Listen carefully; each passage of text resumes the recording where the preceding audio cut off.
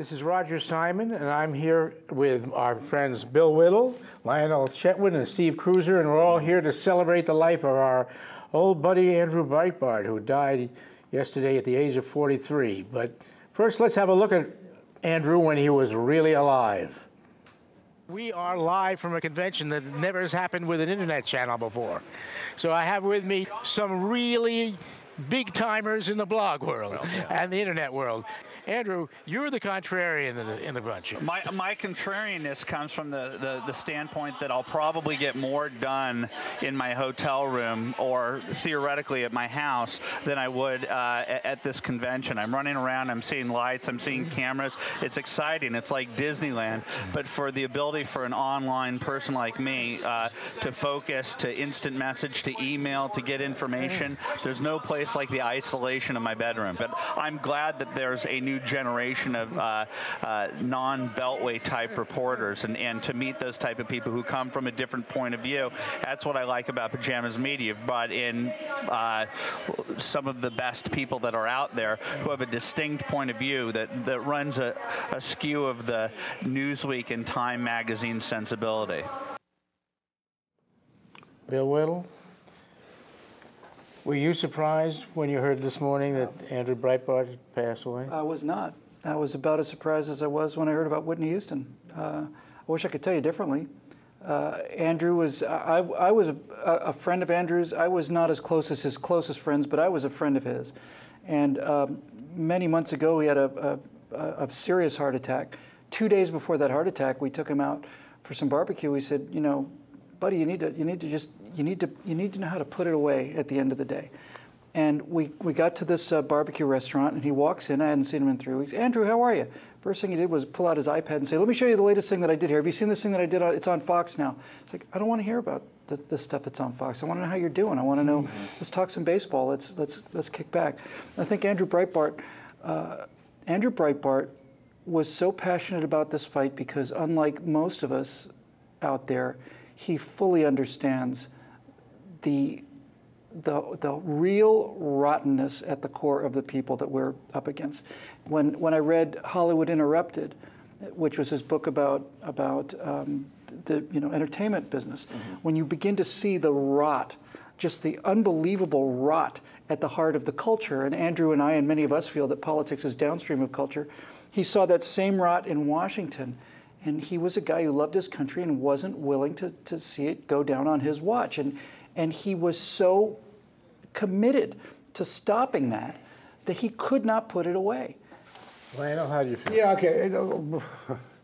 Certainly he was obsessed by what he was doing, but he also made a point of spending time with his kids. And I had 4 children, and he was a serious parent. And that's time-consuming, and that's usually, for most of us anyway, a refuge. Look, it's a tremendous loss, and it's a tremendous loss not merely because he's taken in really the apparent flower of his energy and youth. The loss of his energy in this whole pinnacle is enormous because of his willingness to take risks, so for a whole nexus of reasons. So his youthfulness is a shame. It's a tragedy, but it's a hole that he leaves. A lot of one of the best ways for me to appreciate Andrew this morning is to what I think are the observable consequences of his life. We have FOA, and if you don't know what it is, I can't tell you, but we are much more active in this community as conservatives, and he had a lot to do with that. And he was there at the beginning. He was preaching the gospel and deeply committed to what he was doing, and a great deal of what's gone on in the popular culture, and I don't know whether politics are downstream of our culture downstream of politics in this age of manipulativeness, and he understood that. I just want to say one thing really important, because the other observable consequence, go and read the comments in the New York Times article. That's just appalling. I mean, they're just appalling people. If you ever wondered about why you don't want to go to a dinner party in the Upper West Side, read today's comments. It's unpleasant people. Anyway, I'll come back. I have more to say, but I'll... Steve, listen, you know, R.I.P. Steve, when did you first meet Andrew? You remember? I first met Andrew, we were on a panel together at a Western CPAC thing in 2009, I think. Oh, recently? Yeah, it hasn't been that long. And then Then I went to his house, and Andrew and Ben Shapiro and I had lunch one day, and it was right before I went over and did the Iraq thing. And then I started writing for the Bigs after that, and we got to spend, you know, he and I were at all the same conferences, speaking together. In fact, we lived 2 miles apart, and I often saw him in another city. I rarely saw him in LA anymore. Occasionally at an FOA thing, but most of the time it was in another city. And the last time we had an actual normal conversation, it was on a beach in Cancun a couple of years ago, because we were away from everything for a couple of days. And Lionel alluded to, Lionel spoke about the energy, and that's the thing. Andrew has some phenomenal people working for him. He's put together an incredible organization outside the Beltway that does things like we do here outside the Beltway. We're not, you know, trying to make friends with the dinner parties, but his energy really did, on its worst days, could pull that entire organization with him. I mean, he was indefatigable. He would travel all the time. He'd make sure he did make time with his children, but he would always. One of the reasons he was so all over the place is because he'd make sure he could fly home every few days and spend time with his kids, and then he would go somewhere else. If somebody said, "Can you come speak for us?" he'd say yes. He would always be there. He would do whatever anybody needed, and it's an irreplaceable kind of energy. I don't know of one person who can do that right now again. I mean, because the way he did it was incredible. Well, he was a natural. I mean, and the reason I remember this well, because I first met him about 7, 8 years ago. About the first time I met Bill, I had known Lionel when I was his adversary. But Andrew used to come over to my house for various events and other things, and he would be doing the Drudge Report from my house, which was instructional, because I was trying to put together PJ at that time, and I was learning about the internet from him. He was the greatest natural of the internet, with the exception of Drudge himself, who was, Andrew readily acknowledged, his mentor. And what was one of the interesting things that Andrew always said to me was, "You bloggers," meaning me, like a professional writer, "don't know how to write headlines." And he was right. I mean, they were geniuses at headline writing. If you look at the Drudge Report now, it's masterful, the juxtaposition of headlines. You click, you click, you click, you click. And the other thing I remember Andrew saying back in those old days is that he was born for the internet, and that was his métier and his only occupation, and that because he had ADD, self-acknowledged, that he was a child of the internet and he could never have any other form of employment. Whether this is true, I don't know, but it certainly was true-ish. Anyway, I've got ADD, and that's one of the reasons I've gravitated towards social media. I think it was definitely, he and I had talked about that before. It was like, okay, you can be all over the place, but one of the things about ADD is you can sit there and just boom, boom, boom, boom, boom, which is what the internet is. You bounce from one thing to another for a few seconds at a time. And he was a natural. I mean, when he surveyed his little domain there on all the computer monitors, it was just, he could do it.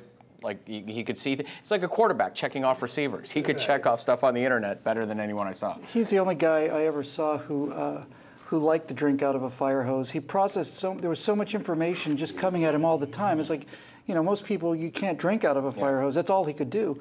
I think, obviously, looking back on his career, which really seemed to almost be like the last 3 or 4 years of his life when he really started to hit his stride. I think the most amazing thing about watching Andrew Breitbart work was watching the way he unfolded the ACORN thing, because he didn't actually produce the videos, obviously. No, they came to him. They came to him. But the way he unveiled them indicated that he knew what the media was. He knew exactly how they were going to respond to the first one, so he held the second one. And when they responded to the second one, he knew what charges they'd level there, so that's when he brought in the third one. And then after the three, they'd say, well, it's just racism, so it brings out the white people one. He knew exactly how they think. He knew exactly what they were going to say, and he played them like a violin.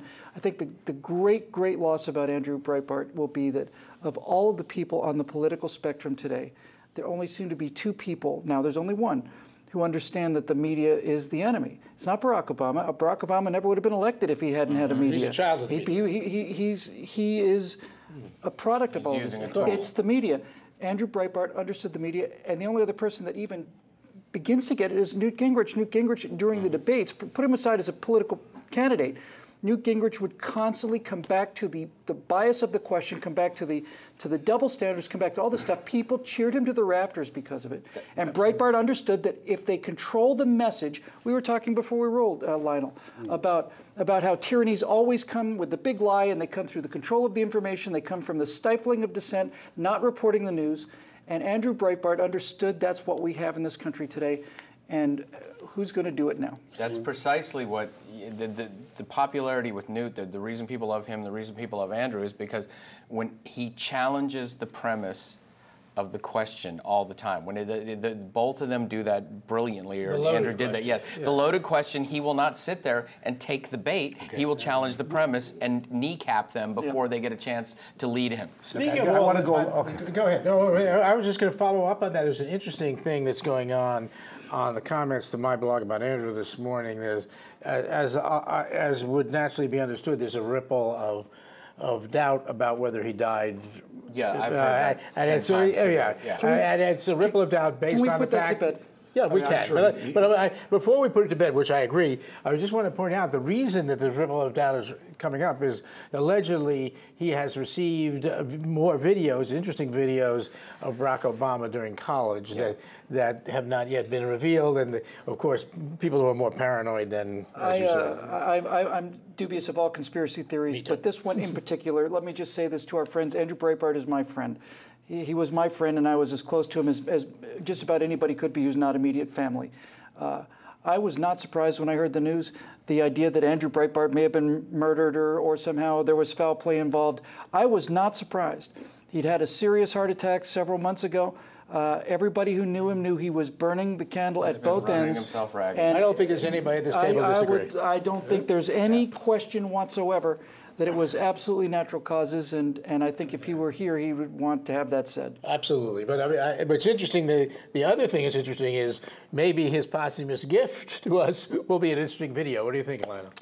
Oh, I think about Andrew. Yeah, well, one thing I think it was more. There's more. There are more people out there, and I think Andrew's responsible for a lot of them who do understand what the media is doing. I mean, I'd include Rush Limbaugh and Malkin. I mean, there's an army of people. What made him different, though, from all of them in his own way, was he was good-humored about it.